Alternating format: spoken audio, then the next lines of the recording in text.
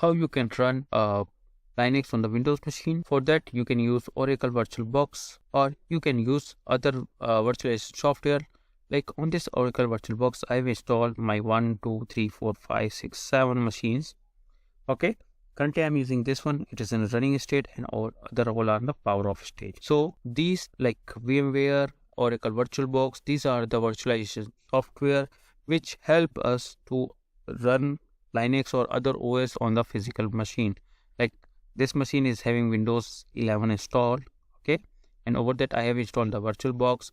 Using a VirtualBox, I can manage the hard disk and the memory assigned to that machine. Like I can show you. System, I have assigned 2 GB memory storage. We are having 3 disks attached to this system.